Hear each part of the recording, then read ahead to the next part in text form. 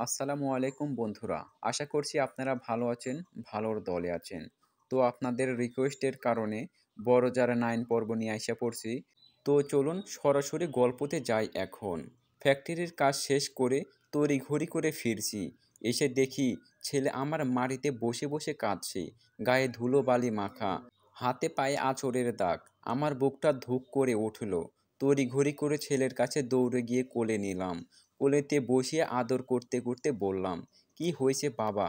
এই অবস্থা কেন তোমার? দাদিমা কোথায় গেছে? ছেলে বলে, দাদিমা আপুকে নিয়ে ডাক্তারের কাছে গেছে, আমায় যেতে বলেছিল, আমি যাইনি। আমি বস্তির বাইরে খেলতে গিয়েছিলাম, কয়েকটা ছেলে আমায় ধরে খুব মেরেছে। তোমায় কেন মেরেছে হঠাৎ? তুমি কি কোনো দোষ করেছিলে? না তো, আমি শুধু খেলা কম পেরেছি, তাই ওরা আমায় মেরেছে অনেক। বলেছে আবার দেখলে মেরে পা ভেঙে দেবে। আমার বেশ রাগ হলো। ছোট্ট বাচ্চাকে কেউ এভাবে মারে, বিবেক ছাড়া। তৎক্ষণাৎ ছেলেকে কোলে নিয়ে সেখানে গেলাম। বস্তির বাইরের এলাকা এটি, একটি মাঠের মতো। ফ্ল্যাটের বিভিন্ন বাচ্চারা খেলছে। ছেলে হাত দিয়ে ইশারা করলো, এরাই মেরেছে। প্রতিটি বাচ্চাই বড়, বয়স 12-13 হবে হয়তো। বুঝদার বাচ্চাগুলো আমার 6 বছরের ছেলেকে এভাবে মেরেছে। আমি এগিয়ে গিয়ে একটু বকা দিলাম তাদের, বুঝিয়েও বলেছি। ছেলেগুলো ওদের মা বাবাকে ডেকে আনে। মুহূর্তেই এক প্রকার ঝগড়া সৃষ্টি হয়। আমার ছেলের জন্ম নিয়ে কথা বলেন তারা, গালাগালি করে, তেড়ে আসে। টাকা থাকলেই মানুষ ভালো হয় না। দোষ এদের ছেলের। এনাদের উচিত ছিল নিজ বাচ্চাকে কন্ট্রোল করা। এরাই করেছে আমার সঙ্গে ঝগড়া। আমি কিন্তু ঝগড়া করতে আসিনি মোটেও। আমি চেয়েছিলাম বুঝিয়ে মিল করে দিতে। ছেলে রেখে কাজে যেতে হবে আমায়। পরবর্তীতে কোনো সমস্যা হোক, তাই মিল করিয়ে দিতে এসেছিলাম। যাকগে, এদের সঙ্গে কথা বলে লাভ নেই। বেশি কোলাহল তৈরি হোক চাই না। ছেলেকে নিয়ে চলে এলাম। বাড়ি ফিরে গোসল করিয়ে দিলাম। বস্তির বাইরে যেতে নিষেধ করি। মেয়ে সেই যে ঘুমিয়েছে, ওঠেইনি। কাজ শেষে উঠল মেয়ে। 3টি বিরিয়ানির প্যাকেট থেকে একটি লতা আপার ছেলেও একটি চাচিদের জন্য রেখেছি। বাকি একটা ছেলেকে দিয়ে পানি আনতে গেলাম। ছেলে প্যাকেট খুলে চিৎকার করে বলে, আম্মু দেখে যাও কাগজে বিরিয়ানি। আমি তো অবাক। দ্রুত ঘরে গেলাম। দেখলাম বিরিয়ানির প্যাকেটে একটি ছোট্ট কাগজ। এটা তো থাকার কথা নয়। কৌতূহল বশত খুললাম সেটি। ভিতরে লেখা, আপনাকে লাল শাড়িতে ভীষণ সুন্দর লাগছে তন্নি। ভ্রু কুঁচকাই আমি। খাবারের মাঝে এসব কে দিল? রাশেদ স্যার আমার হাতে এই প্যাকেট দিয়েছে। কোনোভাবে তিনিই দেয়নি তো? এই মানুষটির আঁক বাড়িয়ে কথা বলা, তাকিয়ে থাকা, সাহায্য করতে চাওয়া আমার ঠিক ভালো লাগতেছে না। আমরা পূর্ব পরিচিত নই। দুদিনের দেখাতেই একটা মানুষ কেন এত ভাবছে আমায় নিয়ে? চেনা জানা হতেও তো সময় লাগে। ইনি খুব দ্রুতই যেন আমার সঙ্গে মিশতে চাচ্ছে। উদ্দেশ্য খারাপ কিনা জানি না, তবে সতর্ক থাকতে হবে আমায়। এত সহজে কোনো সম্পর্ক হয় না। এক জায়গা থেকে প্রতারিত হয়ে এসেছি আমি। বয়স আমার উচিত নয় যে চোখে রঙিন চশমা পরে প্রেমে পড়ে যাব। 2 সন্তানের জননী আমি। সর্বপ্রথম নিজের সন্তানদের চিন্তা করতে হবে। আমার ভবিষ্যৎ আমার নিজেকেই তৈরি করে নিতে হবে। সামনের পথ অনেক কঠিন। বিপদে পা বাড়ালে হবে না। ছেলে আমার বায়না ধরেছে বিস্কুট আর মুড়ি কিনে দিতে। টাকা তেমন নেই হাতে, তবুও কিনে দিতে হলো। এমনিতেই আজ বাচ্চাটা আঘাত পেয়েছে ভীষণ, তাই আর না করতে পারিনি। দোকানে গিয়ে বিস্কুট মুড়ি চানাচুর কিনে বাড়ি ফিরলাম। বস্তির কটা বাচ্চা আমাদের খাবারের দিকে বড় বড় করে তাকিয়ে রইল। এক প্যাকেট বিস্কুট ছিঁড়ে ওদের দিয়েছি। ওরা খুশি মনে নিয়ে খায় আর খেলে। ওগুলো সব একটা বয়মে রেখেছি। ছেলের খিদে পেলে খাবে। বাড়ি থাকি না আমি। বিকেলের দিকে আমার নাম্বারে কল এলো। অচেনা নাম্বার। রিসিভ করি আমি। গলা শুনে চোখে পানি জমে। আর কেউ নয়, এটা তটিনী। আমি কান্না ভেজা কণ্ঠে বললাম, এতদিনে এই বোনটাকে মনে পড়ল তোমার? কেমন আছো তুমি? আপা আমার ফোন সমেত সিম হারিয়ে গেছিল। সিমটা উঠাতে পারেনি। ওর ফোনে আমার নাম্বার ছিল না। আমি অনেক খোঁজ করেছি আপনার, পাইনি। শুনেছি আপনার নাকি ডিভোর্স হয়ে গেছে আপা। আমি এ কথা কাল জেনেছি। বাসা বাড়িতে থাকি আমি। জবও ছেড়ে দিয়েছি। 1.5 মাসের প্রেগনেন্ট আমি। তাই খবর পাইনি। আপনার কথা অনেক মনে পড়তো আমার আপা। আমার মা বাবাকে ওই বাড়িতে পাঠিয়েছিলাম আপনার খোঁজে বা নাম্বার এনে দিতে।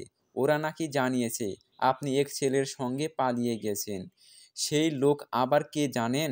আমাদের বাড়িতে সবজি দিত না সেই সবজিওয়ালা। আমি যেহেতু ওখানে নেই, তাই আমার মা বাবা আর জোর দিয়ে কিছু বলতে পারেনি। আমিও যেতে পারছি না। রিস্কি প্রেগন্যান্সি আমার। ফুল বেড রেস্ট। সিঁড়ি পর্যন্ত ওঠানামা করতে পারি না। বাজার পর্যন্ত যেতে পারি না। এজন্য জবও ছেড়েছি। অন্তত ৬টা মাস এখানেই থাকতে হবে। তাই বাড়ি যেতে পারছি না। গেলে ওদের শিক্ষা দিতাম। এখান থেকে কিছু করতে পারছি না আমি। আপনার দেবরও কেমন যেন বদলে যাচ্ছে। ওর টাকায় খাচ্ছি পড়ছি, তাই কথা শোনায়। অফিসে গেলেই ওর ভাবি মা কল করে কী সব যেন বলে। বাড়ি এসে যেই রাগ আমায় দেখায়, আমি ভেবেই নিয়েছি বেবিটা হয়ে গেলে আবারও জবে জয়েন হব। হাতে টাকা না থাকলে দাম থাকে না কেন? প্রতিবাদও করতে পারছি না তেমন। শুনে খুশি হলাম নতুন অতিথি আসতে চলেছে। নিজের যত্ন নিও বোন আমার। ও বাড়িতে যাওনি যখন, যাওয়ার দরকার নেই। দেখলে না আকাশের ব্রেন ওয়াশ করে কত বড় ঘটনা ঘটালো। তুমি গেলেও তাই করবে। তোমার স্বামীকে তোমার থেকে কেড়ে নিতে চাইবে। কারণ তুমি বড় যার পক্ষে নও। দূর থেকে ফোনে দুটো কথা বললেও তেমন প্রভাব পড়বে না। কাছে থাকবে তুমি, তোমার কথাই বেশি শুনবে। আর ওদের কোনো ভেদাভেদ নেই।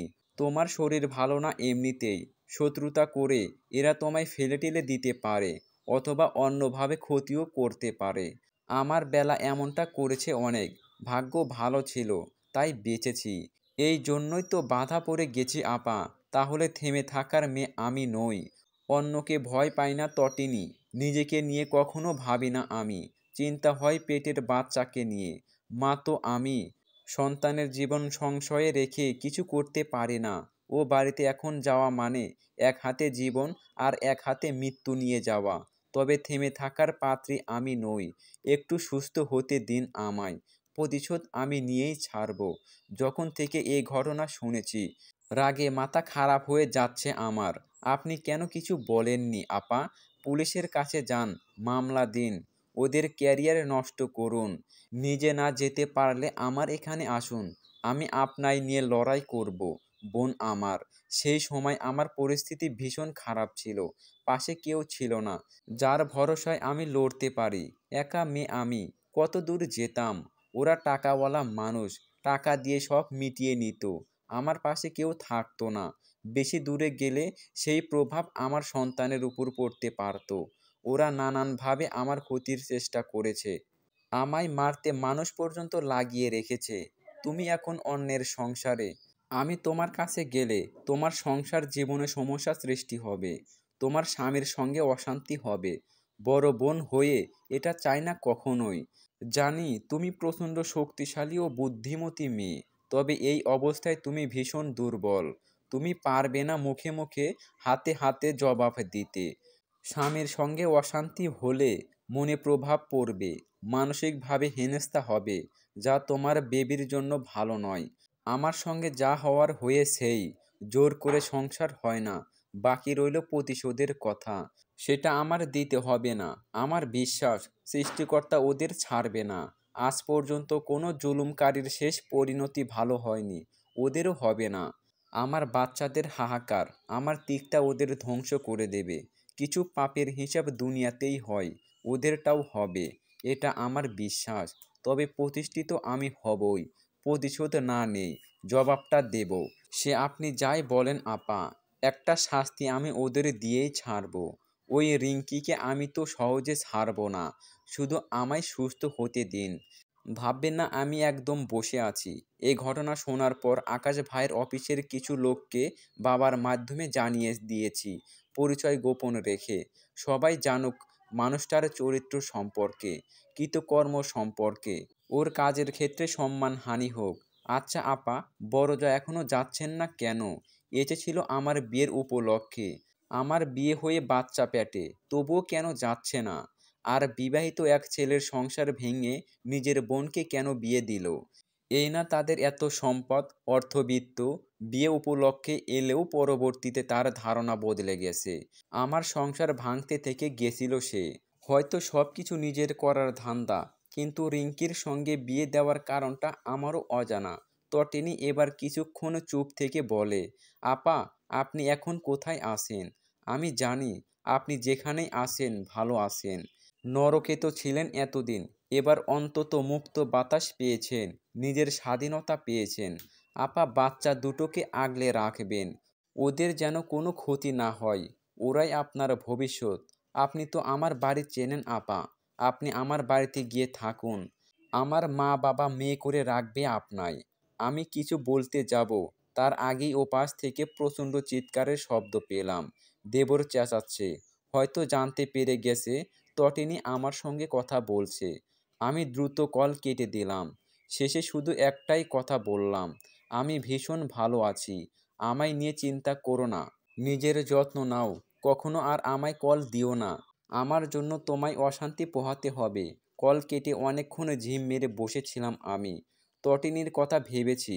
তর্ক করা রাগী স্বভাবের মেয়েটাও আজ শান্ত হয়ে গেছে সন্তানের চিন্তায়। সন্তান এমন এক জিনিস যা উত্তপ্ত আগুনের গোলাকেও বরফে রূপান্তরিত করতে পারে। আমি জানতাম তটিনী গর্ভবতী, এই জন্য আমি ইচ্ছে করেই আমার বিষয়ে ওকে জানতে দেইনি। চেনা পরিচিত সকলকে নিষেধ করে দিয়েছিলাম। মেয়েটা হুটহাট কাজ করে বসে, এ কথা জানলে রাগে না জানি চলেই আসতো তখন। সন্ধ্যা হয়ে এলো ধীরে ধীরে। লতা আপা এলেন না আজ। আমি নিজেই গেলাম তার কাছে, দুটো কথা বললাম। মনটাই কেমন যেন অশান্তি লাগছে আমার, খুব বেশি আনচান লাগছে। তাই ঘরে চলে এলাম, ভাবলাম ঘুমালে শান্তি লাগবে হয়তো। ইদানিং ঘুমটাও আমায় ফাঁকি দিয়েছে। চোরা ঘুম হয়, চোখ বন্ধ মস্তিষ্ক জাগ্রত। এ ঘুমের ফলে মাথা ব্যথা সহ শরীরে নানান জটিলতা সৃষ্টি হয়। জানি না কোন রোগে ধরেছে আমায়। মরণ রোগে ধরেনি শুধু। ছেলে মেয়ে নিয়ে শুয়ে পড়েছি। কাল কাজ নেই, বন্ধ থাকবে ফ্যাক্টরি। কাল দেরিতে উঠব। রাত ৯টার দিকে আজও রাশেদ স্যার কল করলেন। আজ কেন কল করেছেন ইনি? কাল তো কাজ বন্ধ। প্রথমে রিসিভ করলাম না ইচ্ছে করেই, আবারও কল দিলে ধরলাম। যতই হোক বস সে, কল না ধরলে কেমন দেখায়। উনি বললেন, ওই মিস তন্নি, আপনাকে আবারও বিরক্ত করতে হলো। কাল একবার ফ্যাক্টরিতে আসতে পারবেন? আমি উঠে বসে বললাম, কাল তো অফিস বন্ধ স্যার। আপনি তো বলে দিলেন বন্ধ সবার জন্য, শুধু আপনার জন্য খোলা থাকবে। আসলে কাল কিছু প্রোডাক্ট ডেলিভারির কথা ছিল। আমি ভেবেছিলাম সব রেডি করা আছে। এই মাত্র অফিসে গিয়ে দেখেছি সব এলোমেলো হয়ে আছে। কাল তো ছুটি, তাই সবাই তো আসবে না। আমি কজনকে ফোন করে ডেকে নিচ্ছি। আপনার কাজের প্রতি মনোযোগ ও আগ্রহ দেখে আপনাকেও ডাকছি। কাল একবার আসবেন প্লিজ। ৩-৪ ঘন্টা কাজ হবে, মানুষ কম, প্রতিজনকে ১,০০০ টাকা করে দেওয়া হবে। বলতে পারেন এটা আপনাদের ওভার ডিউটি। আমি কিছু বলতে যাব, তার আগেই স্যার বললেন, প্লিজ না করবেন না। অনেক আশা নিয়ে ফোন করেছি আমি। আপনার বিপদের সময় আমি আপনার পাশে ছিলাম, কাজের ব্যবস্থা করে দিয়েছিলাম। এবার আপনি আমায় সাহায্য করুন। এই ডেলিভারিটা না দিতে পারলে আমার ভীষণ লস হবে, প্লাস ওপর মহল থেকে কথা শুনতে হবে। এছাড়াও বেশি সময়ের তো ব্যাপার না। আপনি সহ আরও কজন আসবে? কাজও তেমন নেই। প্রোডাক্টগুলো বেছে গুছিয়ে লেগে ঠিক করে দিয়ে দেবেন জাস্ট। আমি প্রথম না করতে চেয়েছিলাম, কিন্তু ওনার শেষ কথায় আটকে গেলাম। সত্যিই তো, এই মানুষটা আমায় উপকার করেছে। আমি তন্নি উপকারের প্রতিদান দিতে জানি। টাকাও ১,০০০ খানেক। মাস শেষের দিনগুলোর যাতায়াত ভাড়াসহ ছেলের সদাই পাতির টাকাটা হয়ে যাবে। তাই রাজি হয়ে গেলাম। জিজ্ঞেস করলাম, কয়টায় যেতে হবে? বেশি সকালে আসতে হবে না, ডেলিভারি বিকেলে হবে। আপনি ১১টার মধ্যে চলে আসবেন। কাজ শেষ করে ৩টের মাঝে চলে যাবেন। স্যার কল কেটে দেয়। আমি শুয়ে পড়ি, ঘুমিয়ে যাই। সকালে ঘুম ভাঙে। রান্না করতে হাঁড়ি বের করেছি। ছেলে চিকেন খাবে, কান্না জুড়েছে। এখন তেমন টাকা নেই হাতে। ভেবেছিলাম এই মাসটা সবজি মাছ দিয়েই পার করে দেব। বেতন পেলে না হয় বাজার করতাম। ডিম ভেজে দিতে চাই, মাছের কথাও বলি। ছেলে তার কথাই অটুট, আজ সে চিকেন খাবে। আমি পড়ি মহা মুশকিলে। বাচ্চা কান্না করলে কাজেও যেতে পারবো না, গেলেও কাজ আর হবে না আমার। এদিকে রান্নাতেও দেরি হচ্ছে, না খেয়ে যেতে না হয় আজকে। আনিফের কান্না শুনে চাচি ঘর থেকে বেরিয়ে আসে। কান্নার কারণ শুনে বলে, তোমার কাছে হয়তো টাকাও নেই, একটা কাজ করি, ওই পাড়াতে মুরগি বিক্রি করে আমার পরিচিত, কিনে এনে দেই বাকিতে, পরে হাতে টাকা হলে দিয়ে দিও। আমার ঘরেও নেই মাংস, আমার থাকলে আমি দিতাম। কি আর করার, রাজি হলাম। চাচি মুরগি এনে কুটে বেছে ধুয়ে দেয়। আমি অন্য সব তৈরি করে রেঁধে ফেলি। রান্না শেষে চাচির ঘরে তরকারি দেই, সে নেবে না কিছুতেই। বাচ্চাকে খাওয়াতে বলে, আমি জোর করে ঘরে রেখে আসি। তৈরি হয়ে কাজের উদ্দেশ্য বের হই মেয়েকে নিয়ে। পৌঁছে দেখলাম আরও 4-5 জন এসেছে, বিরিয়ানি নিয়ে কানা ঘষা করা। সেই মহিলাও আছে দেখছি।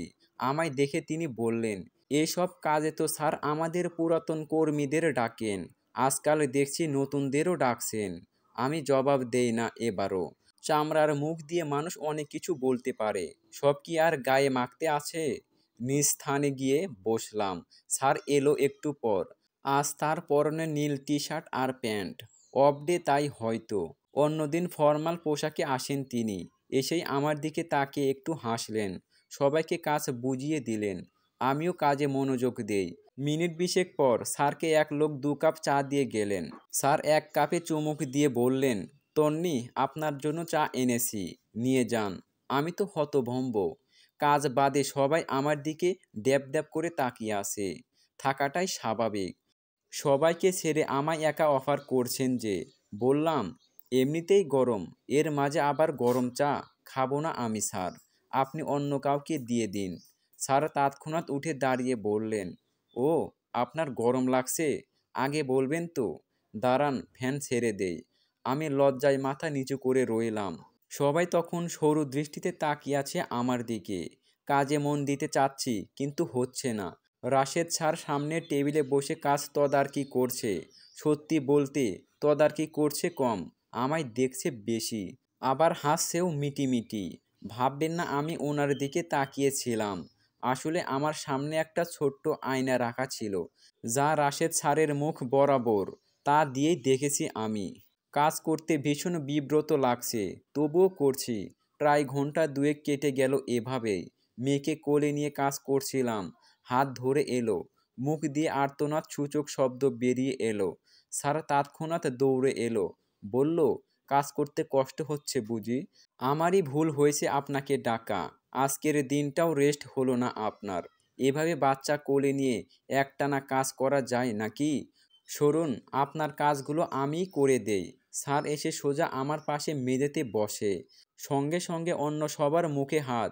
পরিস্থিতি সামলাতে আমি বলি, তার প্রয়োজন হবে না স্যার, কাজ প্রায় শেষের দিকে, এটুকু আমি নিজেই পারবো। অনেকক্ষণ বসে আছি, তাই কোমর ধরে এসেছে। আমি বাইরে গিয়ে একটু হেঁটে আসি আর পানি খেয়ে আসি, ফিরে বাকিটা করে দেব। ঠিক আছে, আমার পানির পটটা নিয়ে যান। আমি উঠে দাঁড়িয়ে বলি, বাইরের ট্যাপ থেকে খেয়ে নেব পানি। স্যার হয়তো একটু রাগ করলেন, হেঁটে নিজ স্থানে গিয়ে বসলেন। আমি মেয়েকে নিয়ে বাইরে এলাম, পানি খেলাম, এক কোণে দাঁড়িয়ে মেয়েকেও খাইয়েছি, হাত পা ঝাঁকি দিলাম। এরপরে ভেতরে গেলাম। কাজ প্রায় শেষের দিকে। স্যার আবারও বললেন, পানি খাবেন মিস তন্নি? আপনাকে তৃষ্ণার্ত মনে হচ্ছে, তাই বললাম। আমি মাথা ঝাঁকিয়ে নিষেধ করি। বেলা 2:30 বেজে যায়। কাজ তখন শেষ। সবাই উঠে দাঁড়িয়েছে। স্যার বললেন, দুপুর হয়ে এসেছে, আমি খাবার অর্ডার করেছি, ফ্রাইড রাইস আর চিলি চিকেন, খেয়ে যাবেন আপনারা।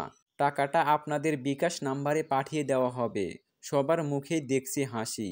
ওই মহিলা আবারও বলছে, এতদিন তো কখনো খেতে বলেনি, টাকাটা দিয়ে ভাগিয়ে দিত। কদিন ধরে কি হয়েছে স্যারের, আমি বুঝি না। এই মহিলার সমস্যা কি? সব বিষয়ে এত কেন কথা বলে? পজিটিভ নিতে পারে না কিছু? খাওয়াচ্ছে ভালোই তো, খেয়ে চলে যাবি। এর নাম যেমন চম্পা, মুখেও তেমন চাপা। সব কিছু আমায় শুনিয়ে শুনিয়ে বলবে। স্যার যেন ওর বিবাহিত স্বামী। স্যারের যে কোনো পদক্ষেপে ওর খুঁত ধরা চাই। খাবার এলো, আমরা বসেছি একসঙ্গে। সবাইকে প্যাকেট দেওয়া হয়েছে, সঙ্গে 1 বোতল কোক। খেয়েছি সবাই। আমার খাওয়া শেষ হতেই স্যার আরেক প্যাকেট সামনে রেখে বললেন, এটা নিয়ে যান, বাড়ি যেয়ে খাবেন। অমনি চম্পা মহিলা কথা কেড়ে নিয়ে বলে, কেন স্যার, ওর বাড়িতে কি খাবার নেই? রোজ রোজ অফিস থেকে নিয়ে যেতে হবে নাকি? আমার অপমান বোধ হলো ভীষণ। বেরিয়ে এলাম। স্যারও জবাব দিলেন না কোনো। ফ্যাক্টরি থেকে বের হয়ে দাঁড়িয়েছি রিকশার জন্য। এক বয়স্ক করে মহিলা এলেন। তিনিও কাজ করেন আমাদের সঙ্গে। এসেই বললেন, আজ তোমার জন্য খেতে পারলাম। এখানে আমি কি করেছি? আমিও ওনাদের মতোই কাজ করছি। আলাদা সুযোগ সুবিধা পাইনি তো কিছু। সব বিষয়ে আমায় দাঁড় করানোর কি দরকার? বয়স্ক মানুষ দেখে কিছু বলি না। সামনে এগিয়ে যাই। ততক্ষণে সবাই চলে গেছে। আমি একটা রিকশা ডেকে ভাড়া মিটাচ্ছি। রাশেদ স্যার গাড়ি নিয়ে আমার সামনে থামলেন। ড্রপ করে দেওয়ার কথা বললেন। আমি নিষেধ করি সঙ্গে সঙ্গেই। এমনিতেই আমায় নিয়ে আলোচনা হচ্ছে। এবার একসঙ্গে দেখলে কি না কি বলে বসে। রিকশাতে উঠে পড়ি। স্যারকে দেখি পিছে পিছে আসছে। রিকশা যেমন ধীরে চলে, তিনিও তেমন ধীরে চালায় গাড়ি। এক পর্যায়ে বিরক্ত হলাম আমি। চাচ্ছেটা কি তিনি? এমন করার কারণ কি? কিসের এত দরদ? একটু দূর যেতেই রিকশা একটা চাপা গলিতে ঢুকে গেল। স্যারের বড় গাড়ি আর আসতে পারল না। গলির সামনে দাঁড়িয়ে থাকে। যে পর্যন্ত না আমার রিকশা দেখা যায় সে পর্যন্ত দাঁড়িয়ে থাকে। আমি ফোন করি তার নাম্বারে। বলি, আপনি এভাবে দাঁড়িয়ে আছেন কেন স্যার? বাড়ি কেন যাচ্ছেন না? উনি বলেন, না, আপনাকে অসুস্থ মনে হচ্ছিল। তার মাঝে ছাদ ছাড়া রিকশায় যাচ্ছিলেন। প্রখর রোদে যদি মাথা ঘুরে পড়ে যান, তাই দাঁড়িয়েছিলাম। যতই হোক, আপনি আমার স্টাফ, একটা দায়িত্ব আছে। এর অযৌক্তিক কথাগুলো আমার মাথার উপর দিয়ে গেল। মাথা ঘুরে পড়ে গেলে উনি কি ধরবে নাকি দৌড়ে এসে? ওনার অফিসের কর্মী ঠিক আছি, কাজ শেষে কিসের কর্মী থাকি? আমি একটু রাগ দেখিয়েই বলি, আপনাকে ভাবতে হবে না, আমার বাড়ির সামনেই, চলে যেতে পারবো আমি। এত দুর্বল আমি নই। বাড়ি ফিরে সেদিনও দেখি আরেক ঘটনা। বাড়ি ফিরে দেখি আজও একই অবস্থা। ছেলে বসে কাঁদছে।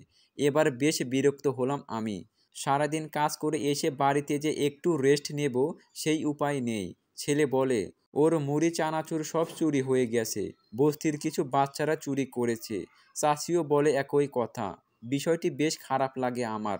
সত্যি বলতে এখানকার পরিবেশটা খুব বেশি সুবিধার নয়। ছেলেপুলেদের ভাষার ঠিক নেই। মা বাবার সঙ্গে কেমন তুই তুকারি করে, গালমন্দ করে।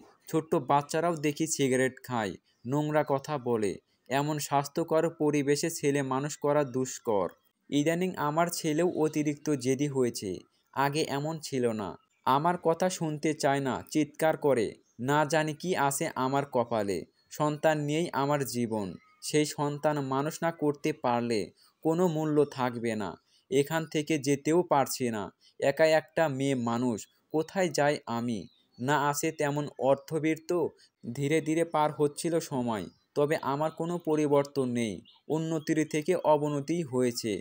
রাশেদ স্যারের আমার প্রতি দরদ বাড়তে বাড়তে ক্রমাগত খারাপের দিকে যাচ্ছে। না পারছি সহ্য করতে, না পারছি বলতে। কাজটা ছাড়লে কি করে খাবো আমি? রাত বিরাতে কল দেয়। কাজে গেলে অযথাই ডাকাডাকি করেন। ফ্যাক্টরির প্রতিটি মানুষ আমায় নিয়ে কানাঘষা করে। স্যারকে বুঝিয়েছিলাম আমি। তিনি বোঝার বদলে আমায় প্রপোজ করে। সে নাকি আমায় ছাড়া বাঁচবে না।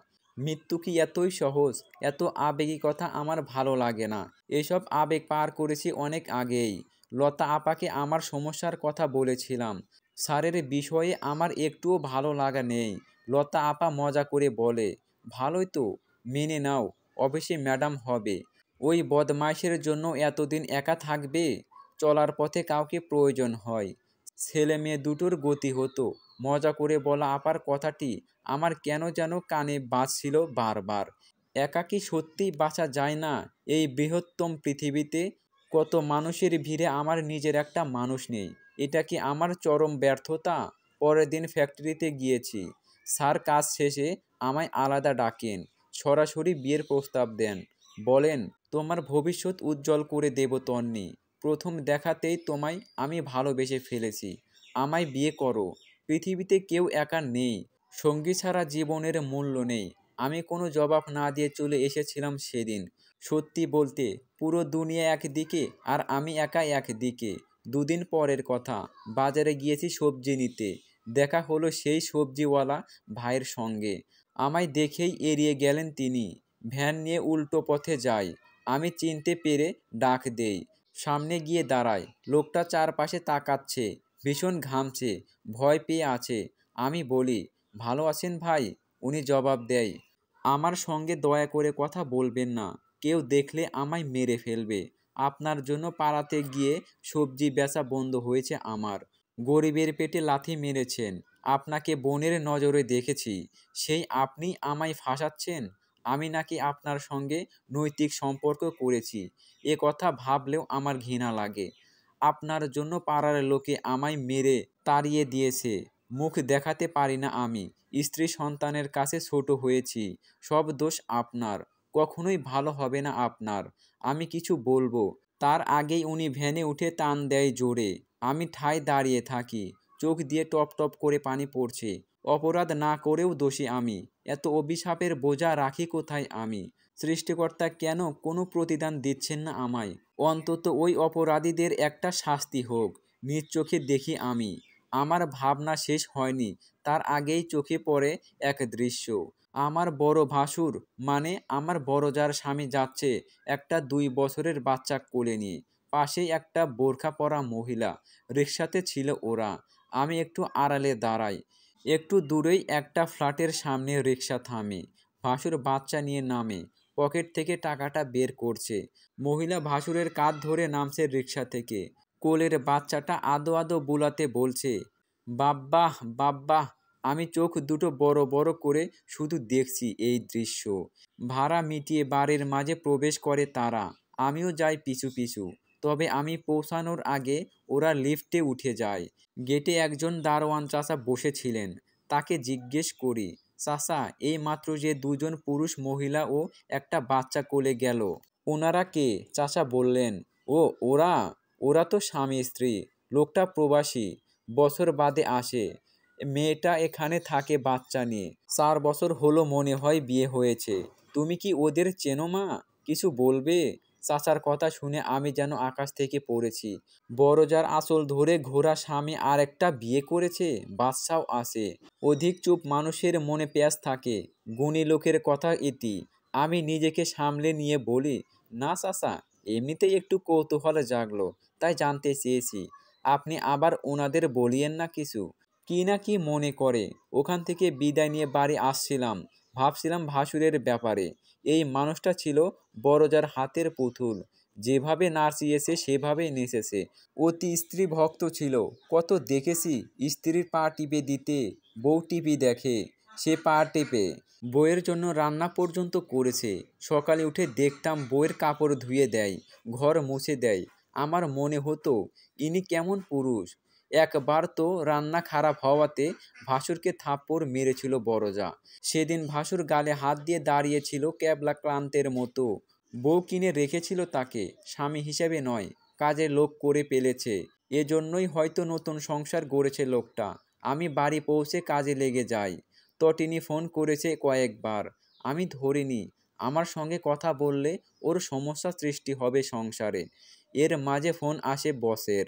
প্রচণ্ড বিরক্ত নিয়ে কল রিসিভ করেছি। স্যার বলেন, একটা রেস্টুরেন্টে ঠিকানা দিচ্ছি, ওখানে চলে আসুন। সব মিটমাট করে নিতে চাই, খোলাখালি কথা বলতে চাই। আপনি সরাসরি উত্তর দিয়ে দেবেন আমায়। এভাবে ঘোরানোর কোনো মানেই হয় না। লোকে আমাদের নিয়ে মন্দ কথা বলছে। আমার কর্মক্ষেত্রে চাপ সৃষ্টি হচ্ছে। একবার ভাবি যাব না, পরক্ষণেই ভাবি গিয়েই দেখি। যদি সব ফয়সালা হয়ে যায়। দিনকে দিন ঝামেলা বাড়ছে।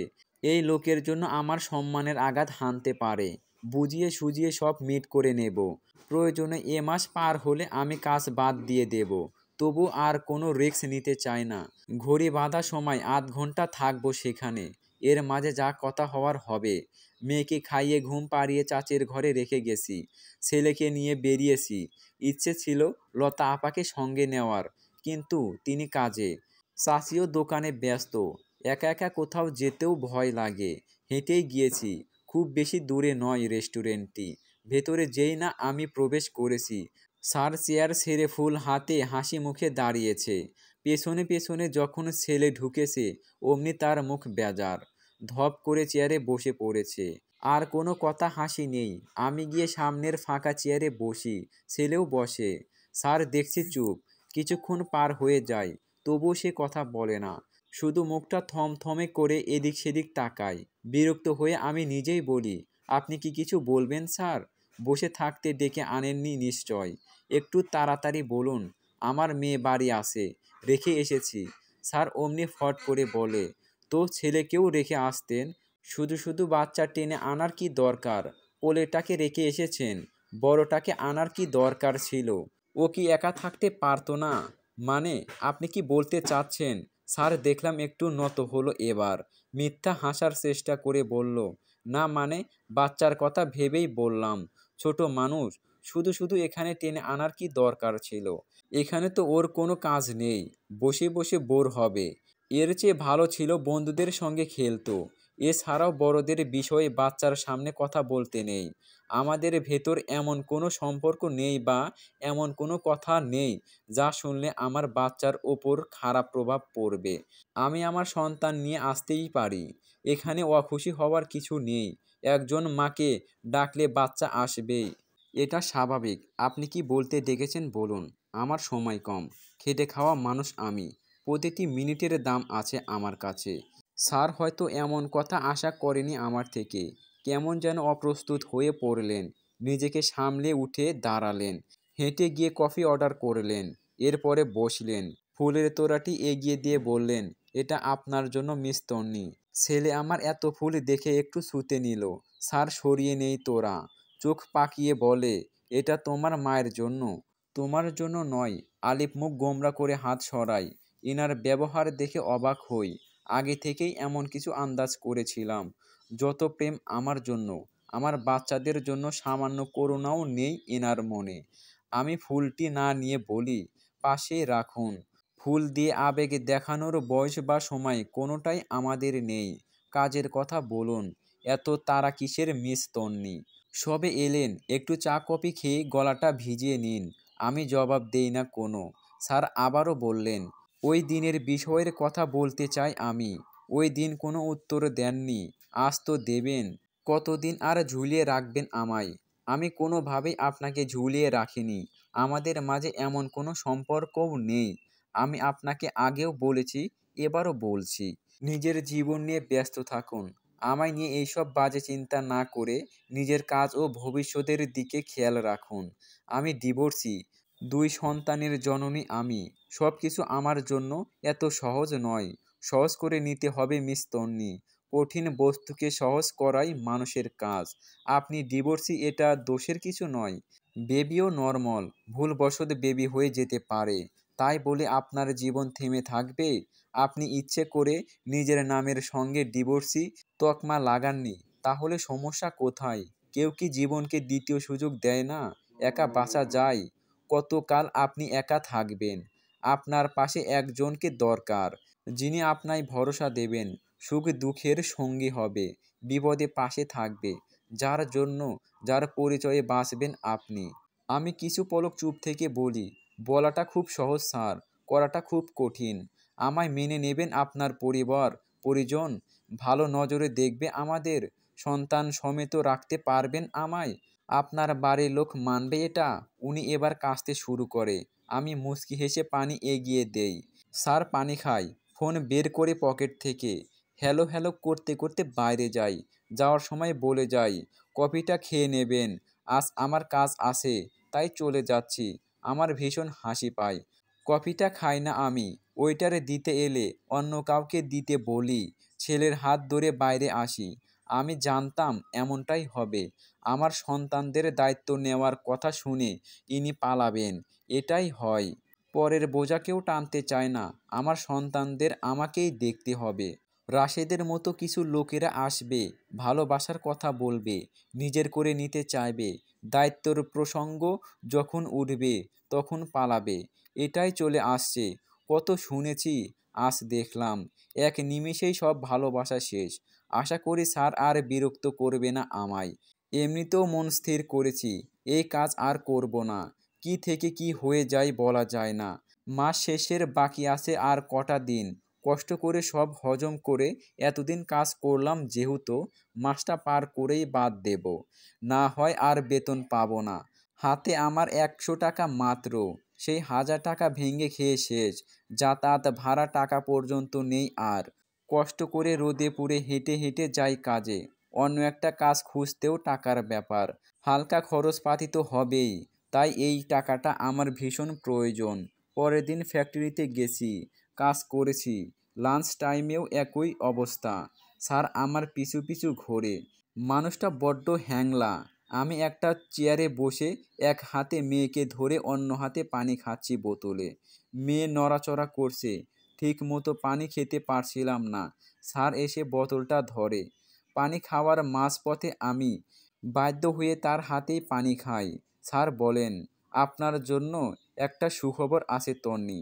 আমি আপনার সব সমস্যার সমাধান বের করে ফেলেছি। এখন থেকে আপনার জীবনের সকল সমস্যা দূর হয়ে যাবে। আপনার মনে আর কোনো দ্বিধাদ্বন্দ্ব থাকবে না। নিশ্চিন্তে বাকি জীবন কাটাতে পারবেন আপনি। সকল মুশকিল আফসান হয়ে যাবে। আপনি চলুন আমার সঙ্গে। সোজা সেখানে নিয়ে গিয়ে আপনাকে সারপ্রাইজ করব। এমন গিফট আপনাকে কেউ দেবে না। ওনার এত আগ্রহ ও কথা শুনে আমি ভাবলাম হয়তো আমার জন্য অন্য কোনো কাজের ব্যবস্থা করে দিয়েছে। আমার জন্য ওনার সমস্যাও হচ্ছিল বটে। এটা করলে ভালোই হবে। লোকের কথার হাত থেকেও বাঁচলাম, আবার একটা কাজও পেলাম। এবার আমি নিজের মতো করে চলতে পারবো। কোনো দুশ্চিন্তা থাকবে না স্যারকে নিয়ে। কিন্তু এখন কিভাবে যাব? অফিস টাইম চলছে যে। স্যার বলেন, সমস্যা নেই, আপনাকে ছুটি দিলাম আজ। আপনি বাইরে গিয়ে একটা রিক্সা ডেকে উঠে বসুন, আমি আসছি গাড়ি নিয়ে। স্যার চলে যায়, আমিও যাই, রিক্সা ডেকে বসি। স্যার গাড়ি নিয়ে আসে, রিক্সাওয়ালাকে ফলো করতে বলে। অনেকটা পথ পাড়ি দেয়। উনি কোথায় নিয়ে যাচ্ছেন আমায়? কোনো ক্ষতি করতে চাচ্ছেন না তো? মেন রাস্তাতে ভয় নেই, কোনো নির্জন জায়গায় নিয়ে যেতে চাইলে যাব না। এ রিক্সা করেই বাড়ি ফিরে কাজ বাদ দিয়ে দেব।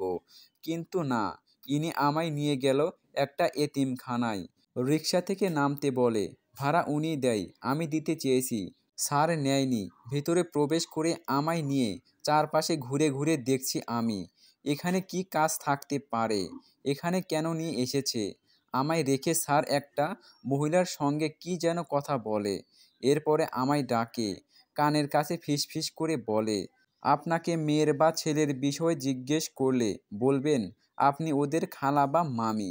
মা বাবা বেঁচে নেই। মা বাবা বেঁচে আছে জানলে নাও নিতে পারে। আমি কিছু বুঝলাম না স্যারের কথা। কাকে কি নিতে বলছে? সেই মহিলার কাছে গেছি। স্যার বলেন, ইনি এই বাচ্চা মেয়েটাকে আর একটা 6 বছরের ছেলেকে এখানে রাখতে চায়। একেবারে দিয়ে দিতে চাই এতিমখানায়। বাচ্চার মা বাবা কেউ নেই। আমার পায়ের তলা থেকে যেন মাটি সরে আসে। চিৎকার করে বলি, কি বলছেন পাগলের মতো? এসব কথার মানে কি? এরা আমার সন্তান, আমি ওদের মা। আমি কেন আমার বাচ্চাদের এতিমখানায় দেব? স্যার আমায় একটু দূরে টেনে নিয়ে বলেন, চিৎকার করবেন না প্লিজ। আপনার ভালোর জন্যই বললাম। আপনিই তো বলেছিলেন ছেলে মেয়ের জন্য নতুন জীবন শুরু করতে পারবেন না। তাই এই ব্যবস্থা করেছি অনেক ভেবেচিন্তে। আমার পরিবার আপনাকে মেনে নেবে, তবে বাচ্চাদের নয়। আমিও ঝামেলা চাই না। ওরা আমাদের ব্যক্তিগত জীবনে বিরক্ত করবে। এর চেয়ে বরং ওদের এতিমখানায় দিয়ে আমি আর আপনি বিয়ে করে নেই। দুজন সুখে থাকবো। আমি সহ্য করতে না পেরে স্যারের গালে থাপ্পড় দিয়ে বেরিয়ে যাই সেখান থেকে। রেস্টুরেন্ট থেকে ফিরে মাথায় পানি ঢেলেছি অনেকক্ষণ। রাগে রীতিমতো কাঁপছিলাম আমি। লোকটা আজ সব সীমা অতিক্রম করে ফেলেছে। সাহসে দেখলে অবাক হই আমি। যেই সন্তান আমার পুরো দুনিয়া, উনি তাদের এতিমখানায় দিতে চাই। রাগে গা পুড়ে যাচ্ছে এক প্রকার। আর যাই হোক, ওর ফ্যাক্টরিতে মুখও আমি আর হব না। এমন স্বার্থপর মানুষের সঙ্গে কাজ করার রুচি আমার নেই। অন্য কিছু করে দেখাবো একে। খোঁজ নিয়ে একটা কোম্পানির নাম শুনলাম, সেখানে গেলাম, কিন্তু লাভ হলো না কোনো। মোটা অঙ্কের টাকা ঘুষ চাই। আমার পক্ষে সম্ভব নয় ওই টাকার জোগাড় করা। দিকদিশাহীন হয়ে অনেক জায়গাতেই ছুটলাম। এক সময় নিজেকে বড্ড দুর্বল মনে হলো। ইচ্ছে করছিল চিৎকার করে কাঁদি। পথে দেখা হলো রীতা আর ওর স্বামীর সঙ্গে। ছেলেকে নিয়ে শপিংয়ে যাচ্ছে ওরা। আমি আগে খেয়াল করিনি। বাচ্চাটা আমায় দেখে খালামণি খালামণি বলে চেঁচিয়ে উঠেছে। আমি রাস্তার পাশে দাঁড়িয়ে মুচকি হাসলাম। ছেলের হাত ধরে রীতা সমেত ওর হাজবেন্ড আসে। রীতা এসে বলে, কেমন আছো আপা? কোথায় যাও? একটা কাজ খুঁজছি। আগের কাজটা ছেড়ে দিয়েছি, তাই কাজ খুঁজছি। রীতা এরপর চুপ থাকে। ওর স্বামী দেখি দূরে দাঁড়িয়ে ফোন দেখছে। আমার পাওনা সেই টাকাগুলোর কথা মাথায় আসে। টাকার ভীষণ প্রয়োজন আমার। ওই টাকা কটা পেলে বস্তির মাঝে ছোটোখাটো একটা কিছু করতে পারবো। পাইকারিতে কিছু সবজি কিনে বিক্রি করলেও হবে। মা ছেলের পেট চলে যাবে। ভনিতা ফেলে বলি, রীতা আমার টাকার ভীষণ প্রয়োজন। তোদের কাছে যে টাকাটা পাই দিয়ে দে। ছেলে মেয়ে নিয়ে কিছু করে খাই আমি। রীতাকে দেখলাম মুখটা শুকনো করলো। দুদণ্ড মাথা নিচু করে রইল। আমি ওর উত্তরের আশায়। স্বামীর কাছে গেল সে। কি যেন বলল। মুহূর্তেই ওর স্বামীর আচরণ পরিবর্তন। আমার দিকে তেড়ে এসে বলে, এই কিসের টাকা চান আপনি? রাস্তাঘাটে নাটক শুরু করেছেন? যে কটা টাকা তা আবার চাইতে এসেছে? এত কেন লোভ? নাই নাই আপনার হাতে টাকা নেই তো আমি কি করব? এতই যখন সমস্যা জীবন চালাতে, বাচ্চা নিয়ে নদীতে ঝাঁপ দিয়ে মরতে পারেন না? না হলে কোনো পল্লীতে যান, একদিনেই অনেক টাকা পাবেন। রাস্তাঘাটে আমার সময় নষ্ট করবেন না। টাকা নিয়েছি কোনো প্রমাণ আছে? কোনো টাকা নেইনি আমি। তোদের মতো ছোট লোক আমি জীবনে দেখিনি। ওই টাকার হকদার আমি। আমার টাকা নিয়ে আবার আমাকেই অপমান করছিস? লজ্জা করে না তোর কাপুরুষ? মরা তো তোর উচিত। মেরুদণ্ডহীন নোংরা লোক কোথাকার। তোর ওই মুখে ছাই পড়ুক। খুব বেশি টাকার অহংকার না তোর? দেখবি তোর এই অহংকার একদিন পতনের মূল হবে। মনে কর ওই টাকাটা তোকে সদগা দিলাম, ভিক্ষা দিলাম। তুই ওইসবেরই যোগ্য। রীতার স্বামী আমায় গালি দিয়ে তেড়ে আসে গায়ে হাত তুলতে। একটা ধাক্কাও মারে রাস্তাতে। আমি নিজের পায়ের জুতা খুলে ওর গালে সপাসপ 3টা বাড়ি মেরেছি। আশেপাশের লোক জোগাড় হয়। রীতা যাকে আমি ছোট বোন ভাবতাম, সেও দেখি ওর অপরাধী স্বামীর পক্ষে। আমি নাকি রাস্তাঘাটে ওদের ছিনতাই করতে এসেছি। আমি চিৎকার করে সকলের সম্মুখে বলি, এতই সস্তা তো সব। এত মানুষের ভিড়ে ওদের আমি ছিনতাই করতে আসবো? আমায় দেখে মনে হয় আমি ছিনতাইকারী? ওনার ছেলেকে জিজ্ঞেস করুন। দোষটা আমার নয় ওনার। আমি ওনার কাছে টাকা পেতাম, আজ দেখা হয়েছে তাই টাকাটা চেয়েছি। অমনি আমার সঙ্গে খারাপ ব্যবহার শুরু করেছে, গালিগালাজ করেছে, এমনকি ধাক্কাও মেরেছে আমায়।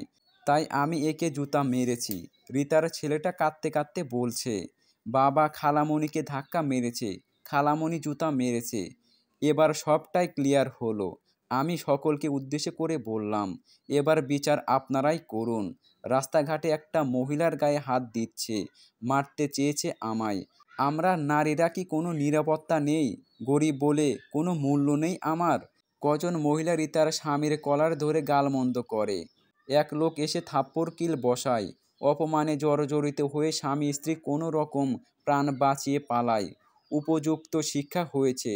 আর চুপ থাকবো না আমি। চুপ থেকে দেখেছি সবাই শুধু হেনস্থা করে। এবার যা করব সঙ্গে সঙ্গে। আমার লড়াই আমি নিজেই করব। আমার প্রতি যারা অন্যায় করবে, জুলুম করবে, তাদের কিছুতেই ছাড়ব না। আর কোনো ক্ষমা নেই কারো। তৎক্ষণাৎ ব্যবস্থা নেব। রীতার স্বামী খুব বেড়েছিল। পরপর বেশ কবার অপমান করেছে। ছোট বোনের স্বামী দেখে কিছু বলিনি। আজ সেই বোনই আমার ক্ষতি চায়। দোষটা আমার। পরকে অধিক আপন ভেবেছিলাম, কাগজে কলমে টাকা না দিয়ে। বন্ধুরা, আপনারা একটু কষ্ট করে পড়ে নিন প্লিজ।